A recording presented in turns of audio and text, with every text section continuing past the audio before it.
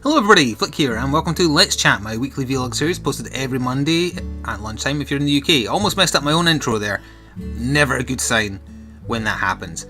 But anyway, I'm going to go through the questions and comments in last week's Let's Chat, and I want to talk a little bit about Steam's new mod policy. And I believe there's been a comment about it, so I'll just get into that when I read out the question. And I think I'll probably talk about that for quite a while, so we're not going to do anything else, but we will get to that.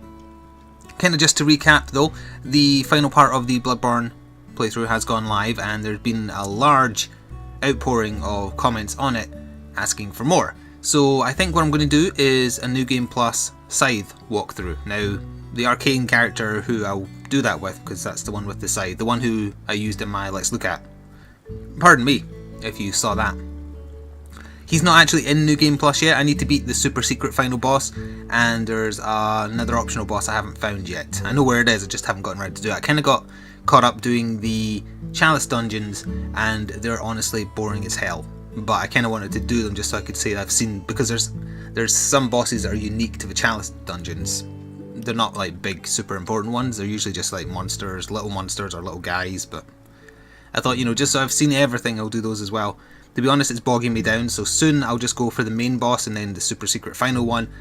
That'll get the scythe wielding character into New Game Plus, and I think I'll start the series not straight away. I want to take a little bit of a break, so I'll probably start filming it at the start of May, and it's going to be every other day. So it'll replace either a Rebirth episode or a Monster Hunter episode every other day, so that Scholar of the First Sin can be daily now, since I promised to people who like that series that I would make it daily after the blind playthrough of Bloodborne was finished. And that means it'll get through it quite quickly. Rory and I went through the entirety of the Crown of the Sunken King content in like 3 videos worth, which is a lot less than it took us the first time through, let me tell you, and that was in New Game Plus. So I guess that does mean it was harder, but anyway, yeah, so it'll let us get through that at a steadier pace, because we are recording in like, say, one session at least 4 videos. So up until now, we've been getting way ahead of the published / uploaded parts. We've actually taken the last week off to let it catch up now that it's daily, so there's not going to be as big a lead time, which should hopefully... I mean, for the most part, a lead time of that size doesn't technically matter. It's not like we're looking for viewer input per se, because we know what we're doing. But it would be nicer if there wasn't such a big gap between what we're recording and what is visible. So that's the plan going forward. Right now, it's just going to be Scholar, Rebirth, Monster Hunter, and I've got a whole crap load of stuff to do Let's Look At of, including one that will have a competition attached to it. In fact, I could do that here, but I'd rather do it on the Let's Look At for the video. But anyway, look out for a Let's Look At of the expansion pack to Age of Wonders 3.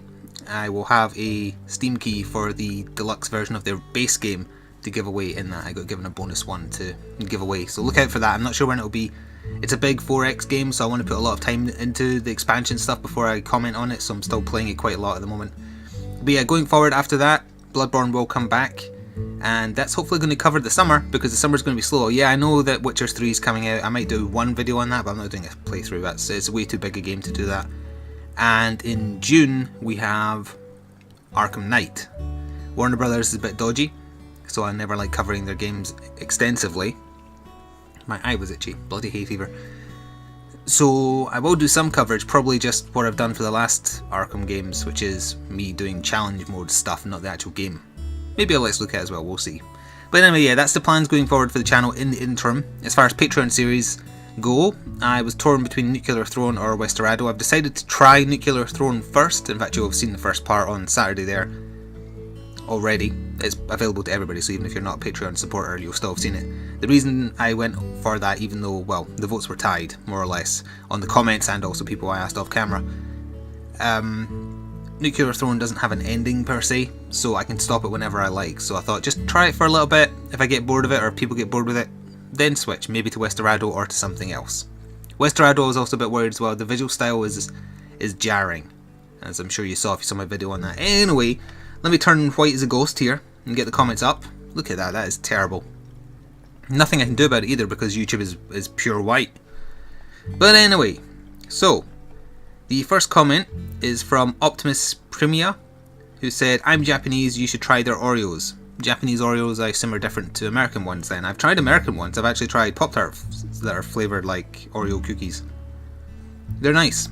I don't get to pick what gets sent my way, but if they ever do send Oreos from Japan, I'd absolutely try them. There was also a few questions about, again, where I order the Japanese candy from. I'll get to that when I read out one of the questions. Interestingly, if you are native Japanese, I have a question.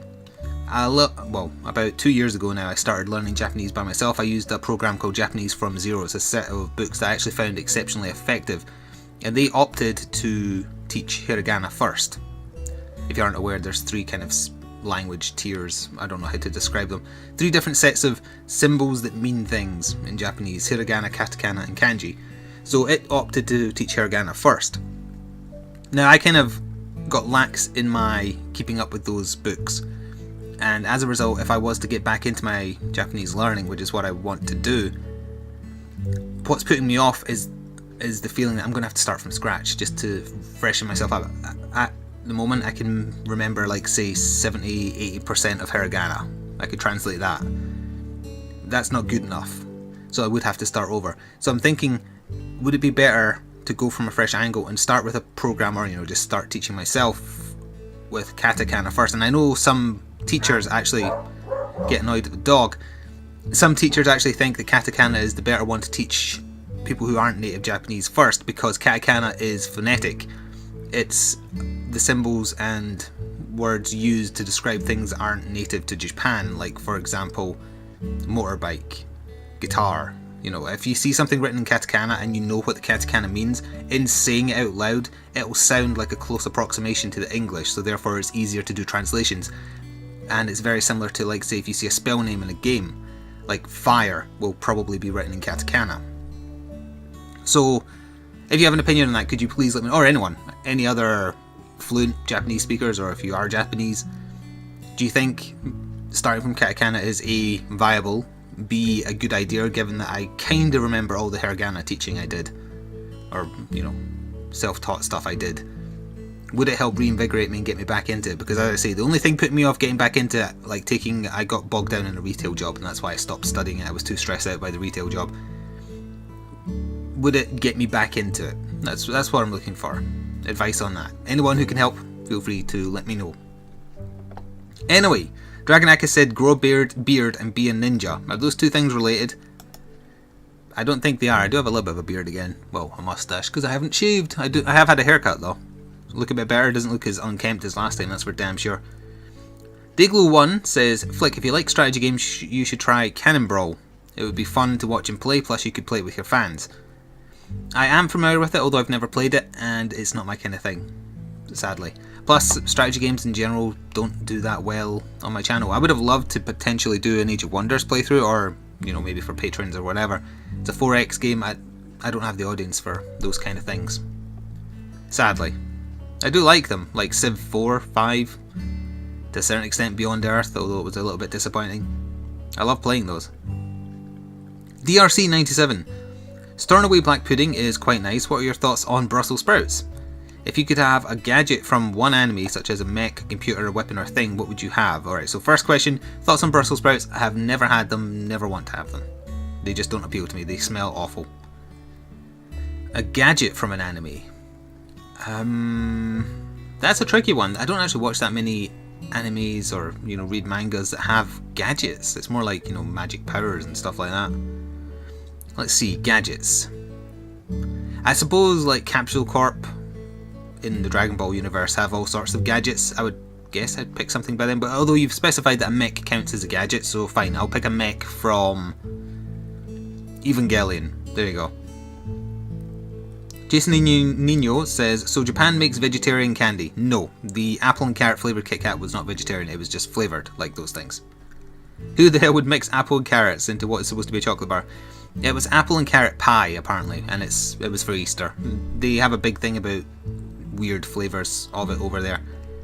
Anyway, to relate to that, the next comment is from the video James35. Where do you order this stuff from? I'm so interested in getting a box of strange food. Strange food. Sounds sarcastic, but I'm super serious. I order from a place called Okashi Connection. That's OKASHI Connection, one word.com. It's in pounds, in British pounds. After your bank will take a little bit of extra because it's an overseas purchase. It works at roughly £15 for, the candy itself will not cost 15 quid. You're probably looking at, like, I don't know, £5 worth of candy. but you're paying for the experience as much as you are paying for the candy. And they do send you a lot of it. Like you saw me unbox a whole box last time. You get a lot of stuff. On that subject, you can go check it out if you want. You can also just make a referral link, and I have applied for that. So I haven't heard back at the time I'm recording this, but if you look in the description box, there might be a link, or a code you put in. I don't get any money for it. We both just get money off. I think it's $1 off our purchases. So if you use my referral code, you get it for $1 cheaper. I get my next box that I buy for $1 cheaper. So I don't technically earn money. I just get money off what I'm buying anyway. So I hope that's considered ethical, if indeed they actually get back to me. Let me just double check my email. They have not gotten back to me. But if they have, and they accept the code I put in, it would be Okashi Flik, one word. And remember, Flik does not have a C in it, people. But yeah, I recommend it if you're into trying unique Japanese candies. They usually try and fit a theme around it. The little bit of paper you get in it tells you what they are. And they give you a password to access a monthly blog they do where they talk a little bit about what their theme was, like say it's a national holiday in Japan, they give you a little bit of history about it, and then they talk about each product in turn. In case it's a DIY one, they tell you how to do it, or what the history of it is. I find it interesting. You might not, but I do. So that's also partly why I do it. But yeah, I do recommend it, whether you use a referral code or not, just in general. AkashiConnection.com. Thanks RNX says Borderlands the pre-sequel probably didn't do well because it isn't a good game. I played hundreds of hours of Borderlands 1 and 2 each, but I quit the pre-sequel after less than 15. Its gameplay is bad and enemy element damage and extreme bullet sponge nature makes it not good in my opinion. Keep up the good work. Yeah, the general opinion was that the pre-sequel wasn't very good. I enjoyed it. Although the thing that I thought would have helped the series, not necessarily because the game is good, but just because of the banter between me, Good Rory and Moose. I thought that would have kept people coming, and it didn't. I guess the game was just that off-putting. 2K are pretty in the bad books with people at the moment, which I don't think helped. But there you go. Got a big costume, I was going to say there. Why the hell was I going to say costume? Yeah, we've got a big costume next from Grinning Owl. Also comment. Unfortunately, the Borderlands games are just not viewer friendly. They're great for killing time, but really they're get gun, compare stats to gun, sell 1 or 2, rinse, repeat. You guys made a good attempt at trying to make it fun viewing, but it's hard to build up from what is fundamentally a pawn shop simulator. That's a mean way to talk about Borderlands. To be honest, I'm still not sure on Bloodborne. It has a personality, but not nearly as vibrant and varied as Dark Souls 2. Dark Souls has so many colourful places and enemies which you reacted to in equal colourful fashion. Bloodborne, you're either in a coffin-ridden city or a gravestone-infested forest, and the optimal strategy for the majority of enemies is shotgun, combo, hop, hop, hop, as opposed to holding up your shield and go fishing for backstabs, which is the optimal Dark Souls 2 strategy. I want to like it, but I haven't seen something that really makes me like it yet. Also still working on soloing the 3 Virtues DLC hunt. You're insane for wanting to try and do that solo without... I mean, going in with G rank stuff I'd understand, but you're insane for wanting to do that solo. I heard some complaints about Bloodborne not having colour, I guess. The cities are all very muddy brown. But it starts at kind of like sunset and it's very beautiful, then it turns to night and it becomes more intimidating, and then you get the blood moon and everything's like tainted red and the sky's all multicoloured. And the forests have atmosphere as well. I love the smoke effects in the game. I don't agree. I think Dark Souls 2 has a lot less... It has a lot more colour, but it has a lot less personality. It's very big and open. It's like... I didn't specifically say this in my Let's Look at Bloodborne. I wish I had. But it's like... Bloodborne was made by someone who loved what they were doing. Dark Souls 2 was made, albeit successfully in my opinion, by a group of people wanting to make money. That's the difference I think the two games have. They're still good though. The Deadpool Warrior says, Japanese candy, Japanese candy, Japanese candy. Tastes like Mandy as I go for Randy for some candy. What does candy with an I mean? That your mother hated you?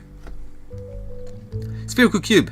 So Bloodborne is nearly done. Well, I know you've already commented on the final part, so you know it has. Then I can safely state that I like Dark Souls 2 better. I still very much enjoyed watching Bloodborne though.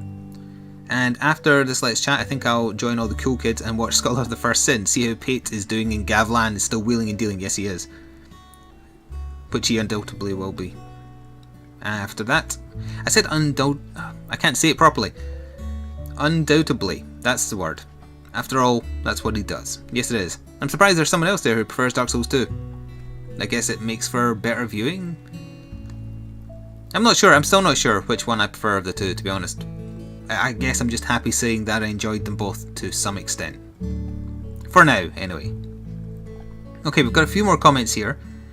And I don't actually see the comment. Oh wait, yeah. The very final comment is the one about the Valve thing I wanted to talk about. By the way, do you like my t-shirt? It's Robots in Disguise, and it's the Autobot logo, but he's got glasses and a mustache. I found that in Asda, and I love it. Anyway, sorry. Red's comment. Flik, what/who do you get your candy from? And do they ship to the US? They ship worldwide. They are based in Japan. They ship worldwide. So. And the cost you pay for covers postage, and I've never had to pay additional tax when it arrives here. Although, as I say, at least for my bank anyway, they give a little bit of an extra service charge if you buy from overseas. So that adds on like a £1.50 something for me. If you do New Game Plus in Bloodborne, will we be allowed to give you help? I don't need help. I've killed all the bosses. On the arcane character, or other than the two I just said. I know how to get the best ending, or I know how to get the super secret final bosses. I actually think the ending I got is considered the good ending because it's a happy ending, in a manner of speaking. I know what happens in the other endings, and I don't think they're as good. But no, I shouldn't require any help. We'll just have to get used to the New Game Plus difficulty together. I think the reason the Dark Souls 2 playthrough is more popular is because, at least to me, when you play with Rory you seem to play in a relaxed style which brings out a lot of your sense of humour and makes your videos funny. That's probably because I find Dark Souls 2 less threatening now as a result of Bloodborne. And I kind of went into that in the Let's Look At of Bloodborne. I find Dark Souls 2 very easy now by comparison.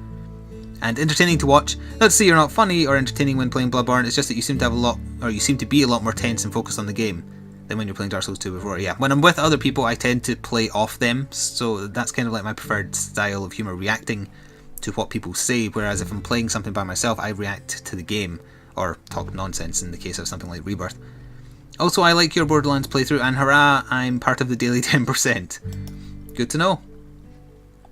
Kunners K says, Japanese candy is weird. Yes it is. What is the weirdest candy you've ever tried?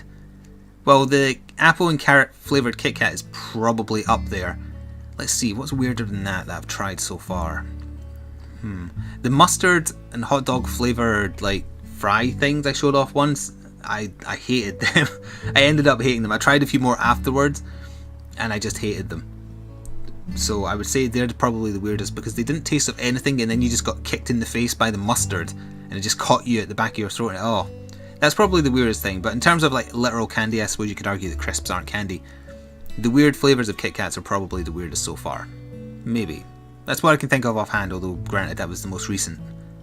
But yeah, definitely Japanese candy is the weirdest candy I've ever had. Also, oh sorry, I missed out the second part of your comment. Don't be a dick is a good rule to live by, I agree. Yes, in general, just don't be a dick, and hopefully life will treat you well. Nob Aluminio, or Almio 11, I apologise, that's a very hard name for me to parse. Flik, a couple of days ago, a girl who I liked very much said she was only saying she liked me because she was sympathetic. I would really like to hear your thoughts about this on next week's Let's Chat. Thank you, from Caden. I'm going to assume that you're being sincere, and this is not some kind of troll. And I will say then that I'm sorry to hear that. It's a shame that she was saying she liked you just to be sympathetic. I don't know what to say about that. I am not someone to go to for relationship advice. However, I will assume, and I might be wrong about this assumption, I'm sorry if I am, I'm going to assume that you are on the younger side, that you are probably a teenager, if I had to guess, and if that is the case, don't worry about it. You are at the start of your life, and there will be a lot more chances for you to either have your heart broken or find the person you'll spend the rest of your life with. Don't worry about what happens when you're a kid. Or, not a kid, but getting into your relationship stage of your life. Don't worry about it. It'll suck for a little while, and then you get over it. I'm reminded of a Frasier episode where Frasier is trying to give advice to Bulldog, who's like the sports commentator, and what he would usually say when he's trying to be sympathetic to people wouldn't work on a guy like that. So he decides to talk like one of the guys to Bulldog, and he just says to him, "Screw her! You didn't need her anyway. You're going to go find someone who's even more attractive, and then you're going to dump them for the hell of it because you're better." So there's my advice. Take whichever one. Like, the first bit was sincere, the second bit was me copying Frasier. Take whichever one works. There you go. 2 more comments. Reaper says, the candy is always interesting, so I'm probably going to see if I can order some later. Granted, I already told you that. Yes, you did. You told me on Steam. Possibly while I was recording. I can't remember. How hard was it to learn Japanese in your opinion? I haven't like fully learned Japanese. I've learned the equivalent of like a 5-year-old, so that was pretty easy. It's harder the older you are because it's hard to make stuff stick. Like as I said, I learned all of the hiragana symbols. As of right now, if I had to like sit and write them, I could probably do about 70 or 80%. The last few I would struggle with. If I saw them, I'd probably be able to get there and say which it was. But actually write them, no, I would need to go back and check. It's a hard language because it isn't the same as a European language. Like say if I wanted to learn French or German, there's a lot of similarities between that and English, so it's actually easier. With Japanese, you're not just learning different ways to say things, you're learning a whole bunch of different language schemes, a whole way of sentence structure that's just entirely different to the way we do it. In terms of English sentence structure, to Japanese, the Japanese one is in the reverse of how we would do it. So we wouldn't say, like, speaking of that red ball, I want it. We would say, I want the red ball. But if you were forming a Japanese sentence, that's how you would do it. It's weird. It takes a lot of doing. As I'd say, I kind of self-taught with a series of books that are very popular called Japanese from Zero, and I found them to be very effective. Also, I just noticed the picture on my camera has stopped moving. Can you hear me still? Oh, alright. I definitely froze on my camera there. I don't know what happened. If I did some kind of cut there, it's because my camera messed up for a second. Yeah, it's fine now. Yeah, it's fine now. Okay, sorry. So, to go back to what I was saying, I don't think it's easy to learn. I really, really wish that my school, college, or uni offered Japanese and I would have taken it, and I think I would have learned more as a result of that when I was at an age where learning a language is easier because you're more able to take in knowledge. But they didn't. It was just French, German, Italian, Gaelic, and that's it, which is irritating as hell. But anyway. The latter half of your question, working on getting through, well, this might be a statement, we'll see. Working on getting through Scholar of the First Sin now. Stop doing PvP mainly because getting the invasion items is a huge pain in the ass. I'm glad, since there's no red eye orb to do it. Yeah, Reaper was just getting distracted constantly PvPing rather than actually playing the game, because he's like that. Anyway, the final comment is the thing I wanted to end this chat about. So from Evolution 13, I would like to know your opinion on Bethesda and Valve's move to allow mod makers to charge for their mods on Steam. So allow me to change tabs for a second here. Where are we? This tab. One of the top comments, or sorry, top topics on /r/games on Reddit right now is, within hours of launch, the first for-profit Skyrim mod has been removed from the Steam Workshop. Why? Because it used assets from another mod. Now the other mod was free, and the mod creator has posted a screenshot claiming, sorry for the dog barking, that could be the post, I might have to answer the door, that'd be awkward. Posted a screenshot saying that they asked Valve, is it okay that his mod uses some assets and scripts from a mod that's for free, and he claims that Valve said, sure. But then the person who actually made that other stuff he used got in touch and said, no, could you please, remove that. Valve has made a massive, massive mistake. First of all, let's just go over the money related thing. The mod creator gets 25%. That's pathetic, for a start. It's a way for Valve, and in this case Bethesda, to get money for doing literally nothing. So that's bad. But also just as a way of doing things, you can't police it. You absolutely can't police it, because you would have to constantly be arguing with people about whose mod did what. And apparently, as far as Skyrim mods go, there's one kind of thing called a script extender that was made by, I don't know who it was, but their base script extender is used by almost all, well maybe almost all is an exaggeration, but a large quantity of mods for the game, and they're currently using a royalty-free license. If they change their license based on this new model, most mods would not be able to be on Steam because it uses their base thing that they currently offer for free. As far as like the chance for modders to earn a bit of money, well, they've been doing it in TF2 and Dota for a while, right? I don't have any problem with that. It's just I think in this case they're getting shafted in the percentage they're getting, and also it's badly managed, by which I mean there's really no management, because they're going to constantly be dealing with people claiming this person used my script, or what's to stop someone just taking a mod from somewhere that offers it for free, like a Nexus, one of the Nexus sites, Skyrim Nexus, Oblivion Nexus, etc., putting it on Steam and saying, yeah, this was my mod, I'll charge for it, I'll charge barely anything so it goes under the radar. It's a really, really stupid idea. and I hope they get rid of it. Now, the 25% to the mod creator might not necessarily be Valve's choice. They could have said to Bethesda, you know, we're going to allow mod creators to charge for the mods if they want. Is that okay, and what cut do you want? And then maybe they said, oh, we want basically all of it. That wouldn't surprise me if Bethesda did that, quite frankly. They're a little shitty now. But in general, no, it's not going to work, and they're probably going to have to remove it. I mean, you can argue that there's a lot of guff on Steam Greenlight, a lot of imitations of games that probably shouldn't be on there, but in Steam Greenlight's case, you can kind of argue that it's your own fault because everything is community voted, although that is obviously you're able to manipulate that if you try. In this case, though, it's a bad idea. I think the fairest way to support a modder who is making really high quality stuff is to donate to them. And some modders do ask for donations. Like, for example, the people who are making that big XCOM mod. What was it called? Long War. The Long War, whatever it's called. I think they offer it for free, but they ask if you're willing to support them carrying on producing it to donate. That is perfectly fine. Although in that case, you could argue that's not fine because the developer of the actual base game, XCOM, gets nothing, and they could get pissed off about that. But donation isn't the same thing as purchasing, so I'm guessing that's how they're kind of skirting the line. But as far as what Valve is doing with this, really bad idea, really flawed. They are going to get bogged down in DMCA's, arguments about who owns what, licensing, and all that shit. And in the end at the end of the day, is it really worth it for such a tiny cut of $1 or like $5? You want 25% of that? It's a bad idea, and I hope that it crashes and burns. And that is going to do it. We actually did end up going on for quite a long time rather.